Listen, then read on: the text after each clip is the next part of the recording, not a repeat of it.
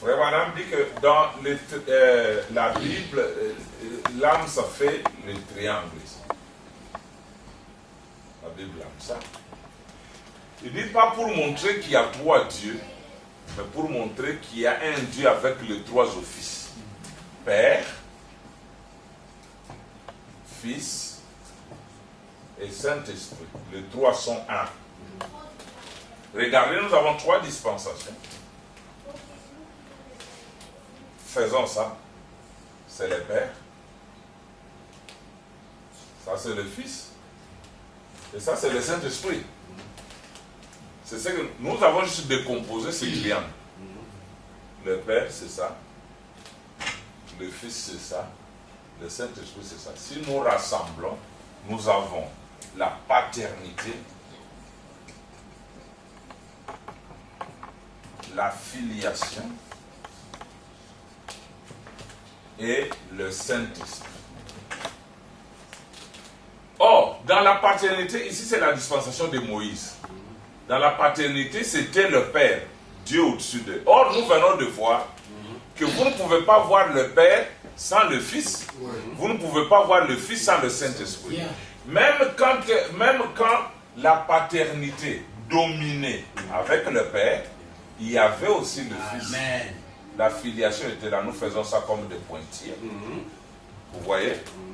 Or, quand est-ce qu'on parle du Fils? C'est quand le germe entre dans la chair, dans les cotylédons. Et vous avez la semence qui peut se reproduire. Quand vous prenez le grain d'haricot, vous ouvrez, vous avez les cotylédons qui sont la chair, mais là à l'intérieur, vous avez le germe. Le Père entre à Moïse. Vous croyez ça? Frère Branham dit, Dieu entre à Moïse, ça fait le Fils. C'est toujours Dieu dans son Fils. Et il était parmi le peuple. Mais un jour, Dieu lui dit, je prends l'esprit qui est sur toi, Moïse, je vais le répartir. Dieu n'a pas pris un autre esprit quelque part. Il a pris l'esprit qui était sur Moïse et il a répandu sur les 70. Voilà, l'esprit qui se multiplie dans le peuple, cela fait le Saint-Esprit dans la paternité. Donc, ça c'est le Père dans la paternité, la colonne de feu au-dessus d'eux. La colonne de feu dans Moïse, c'était la filiation dans la paternité. Et le peuple, c'était le Saint-Esprit dans la paternité. Et quand nous arrivons dans la filiation c'est la partie dominante. Parce que c'était le temps du Fils, n'est-ce pas? Nous avons là-bas Fils. Mais le Père devait être là. Et le Saint-Esprit aussi devait être là. Regardez qu'est-ce qui arrive. Le Père de Jésus, c'était la colonne de feu. Amen. Mais dans la dispensation du Fils, c'est pourquoi nous les mettons en pointillé. Et c'était le Fils qui agissait. Un jour, il dit, je dois m'en aller. Pour que, il dit, si moi je ne m'en vais pas, le Saint-Esprit ne viendra pas sur vous. Je dois m'en aller pour que le Saint-Esprit que j'enclose en moi puisse être libéré et venir sur vous. Et ce jour-là, il y avait 120 dans la chambre haute. Et ils ont reçu le Saint-Esprit. Donc, nous avons la colonne de feu qui est le Père dans la filiation. Nous avons le Fils qui est le Fils dans la filiation. Et nous avons le peuple qui sont le Saint-Esprit dans la filiation. Parce que les trois sont un. Vous voyez? Maintenant, quand nous arrivons dans notre temps, la dispensation qui domine, c'est la dispensation du Saint-Esprit. N'est-ce pas? Mais les deux autres doivent être là. Alors, ici, nous avons le Père et nous avons aussi le Fils. Regardez la partie dominante. C'est qui? C'est qui? Alors, vous voyez, nous avons le Père, toujours la même colonne de feu. qui est la paternité dans le Saint-Esprit. Et cette colonne de feu, il l'a voilée dans son cœur. C'est là fait le Fils. William Branham, c'était la filiation dans le Saint-Esprit. Maintenant, regardez où nous sommes. Le même esprit là vient à nous. Et qu'est-ce que nous sommes? Vous pouvez me répondre? Nous sommes où? Le Saint-Esprit dans le Saint-Esprit. Oh, regardez maintenant ce que je voulais montrer. Nous sommes le but final de tous les buts. Parce que quand Jésus vient dans la filiation. Il dit ceci. Il vous est avantageux que je m'en aille pour que le Saint-Esprit vienne. Il montrait la grandeur de la dispensation du Saint-Esprit. Il dit, moi, quand vous parlez à mal de moi, je vous pardonne. Mais le Saint-Esprit viendra. Celui qui dira un mot contre. Donc il montrait la valeur de la dispensation du Saint-Esprit. Maintenant, quand cette dispensation-là du Saint-Esprit vient, nous, le peuple, nous, les enfants, nous jouons le rôle le plus important, le Saint-Esprit dans le Saint-Esprit. Vous voyez? Donc Dieu a fait tout ça, c'était pour que nous ici, nous puissions venir. Il savait que sans nous, n'est-ce pas, nous sommes, lui est incomplet. Regardez maintenant, qu'est-ce qui arrive?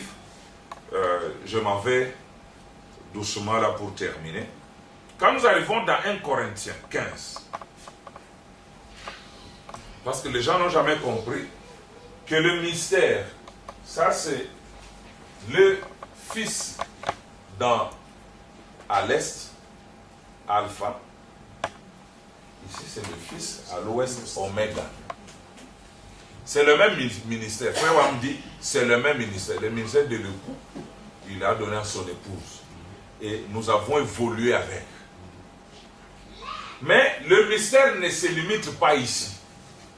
Regardez, 1 Corinthiens 15, à partir du verset 22, Paul dit quelque chose que Frère Branham a interprété. Il a interprété ça dans question-réponse numéro 2.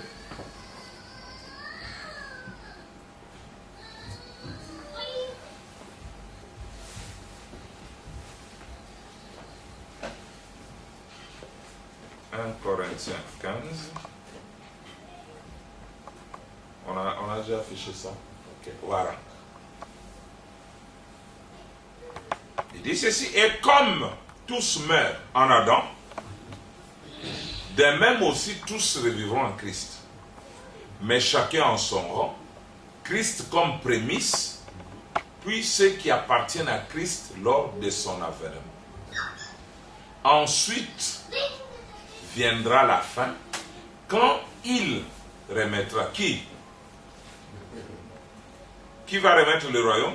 Le Fils. Il dit, quand il remettra le royaume à celui qui est Dieu et Père, après avoir détruit toute domination, toute autorité et toute puissance. Car il faut qu'il règne, lui le Fils. Il faut qu'il règne jusqu'à ce qu'il ait mis tous ses ennemis sous ses pieds. C'est là que Frère Branham dit que les gens peuvent s'achoper au mot Jésus-Christ est le même hier, aujourd'hui et pour toujours. Il dit pour toujours signifie une durée limitée. Il dit mais après cet âge, il n'y aura plus le pour toujours parce que ça sera l'éternité.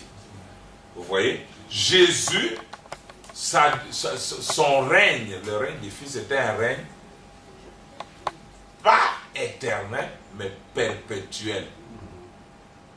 C'est pourquoi il dit même la dispensation du sang, c'est la dispensation perpétuelle. Vous pouvez lire ça dans les signes.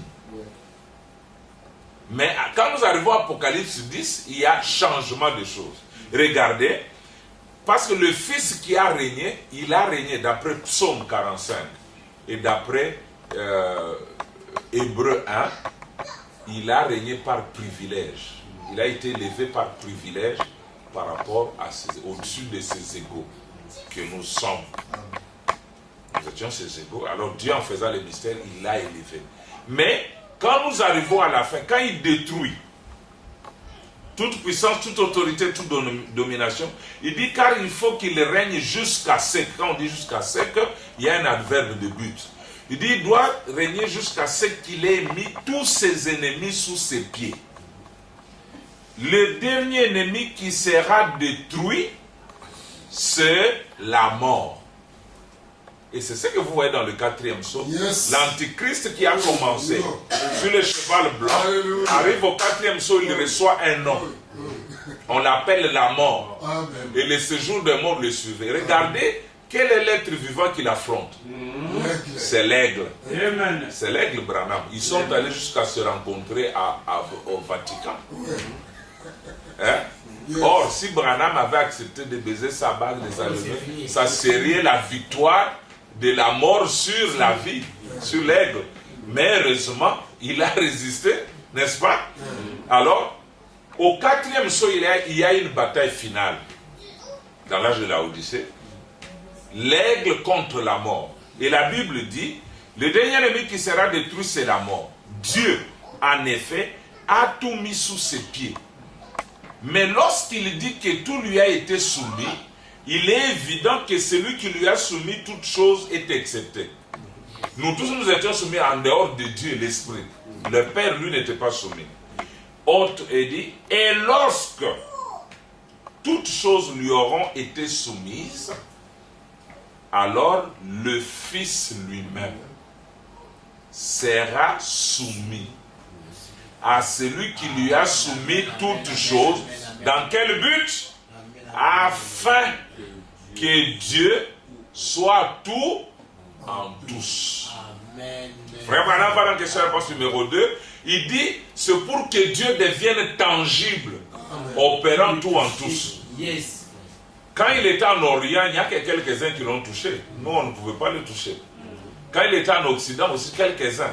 Mais aujourd'hui, quand les mystères terminent et que Dieu se déverse dans tout son peuple, je peux toucher Jésus n'importe où, Amen. Même dans la gêne. Frère Branham me dit, regardez, vous n'aurez plus à rouler depuis Birmingham pour venir écouter le message. Le message sera avec nous en ce temps-là.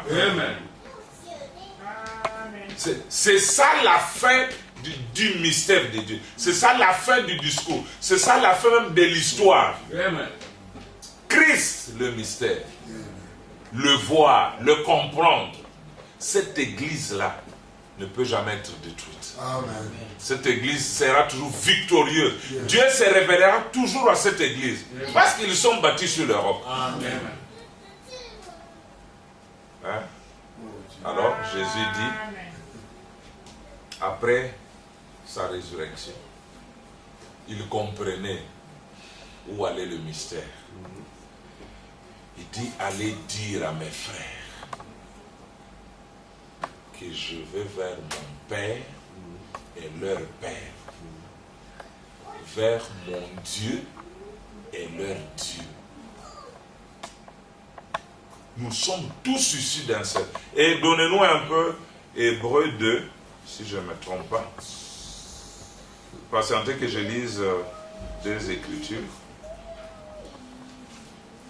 Hébreux 2. Et Jésus, vous savez quand les Grecs sont venus dans Jean 12, vous lisez la Bible, n'est-ce pas? Amen. Quand les Grecs sont venus dans Jean 12 pour voir Jésus, on dit que Jésus a parlé en parabole. Il leur a dit, le grain de blé doit d'abord tomber en terre, mourir et pourrir. Et alors il donnera beaucoup.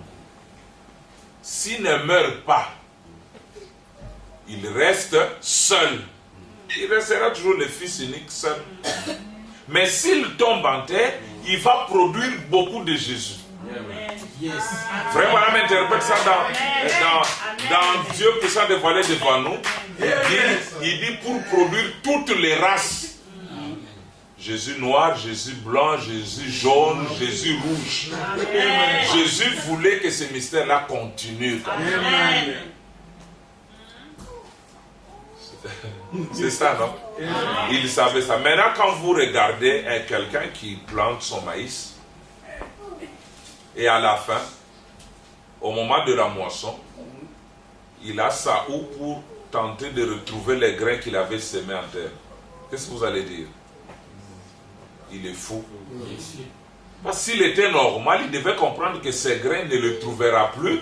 Il est passé par un processus, il est devenu ce que nous moissonnons ici. Les mêmes Jésus là, toujours les mêmes Jésus, a été sémé afin qu'il soit reproduit en nous. C'est pourquoi il y aura beaucoup de gens qui ne verront jamais Jésus. Ils l'attendent, mais ils ne le verront jamais. Parce qu'ils attendent qu'un juif descende du ciel comme ça, ils viennent ici. Non, c'est faux. Il y a beaucoup de choses. Bon, que je me limite là, que Dieu vous bénisse. On va lire ça après. Merci beaucoup. Ça va venir, je crois, on aura encore. Alors, je voulais dire, vous voyez, dans le message, il y a toujours le langage.